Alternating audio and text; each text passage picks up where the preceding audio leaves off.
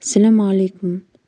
Бүгін дәмді астың бірі штрудель дайындаймыз. Ал бисмилла деп, шамамен 500-600 грамдай қойдың етін турап аламыз. Кез келген етті пайдалансаңыздар болады. Қызып тұрған қазандағы майға 35 мл-дей үстіне етімізді салып 10 минуттай қуырамыз. Және бір пияздың жартысын майдалап турап қуырып жатқан етімізге салып, тағы да бір 5-10 минуттай қуырамыз. 4 түйір картоп пен сәбізді өзіңіз қалаған пішінде турап дайындап қойсаңыздар болады. Және жарты жуаны кейін салатын боламыз.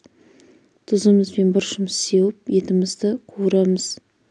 Енді қамырымызды 1,5 стакан ұн, 1 жұмыртқа және 1 шымшым тұзды салып, жылы сумен илеп аламыз. Дайын болған қамырымыздың бетін 5-10 минутқа жауып қоямыз. Қамырдың ішіндегі салмасына 1 қызанақты көк жуаны және петрушка деп аталатын аскөкті майдалап тураймыз. Және 2 бас сарымсақты майдалап турап салмасын салып, араластырып даярлап қоямыз. Қазанымызға дайын тұрған сәбізіміз бен картопымызды салып, тағы да бір 5 минут, 10 минуттай қуырамыз да, үстіне жарты литрдей салқын су құямыз да, алып қойған жарты пиязымызды салып, тұзын бұрышын татуын көреміз де, жетпей тұрған болса тағы да сәл қосамыз. Енді қазанымыз қайнағанша қамырымызды жайып аламыз. Мен қамырды 2 шағын күлшеге бөлдім.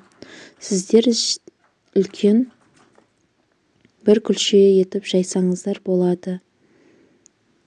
Қамырымызды әдемілеп жайып аламыз. Кейін қамырымыз өте құрғақ болмау үшін өсімдік майын сәл жағамыз. Және дайын тұрған салмамызды 1 келкі етіп, қамырымызға жайып аламыз да, рулет етіп ораймыз. Дайын тұрған штрудельдің қамырын рулетімізді үлкен 2 см етіп енін бөліктерге бөліп аламыз.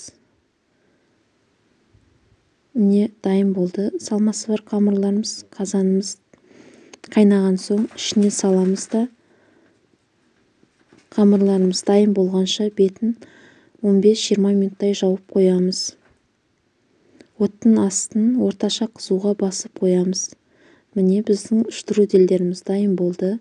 Табаға әдемілеп салып, дастарханға ұсынамыз.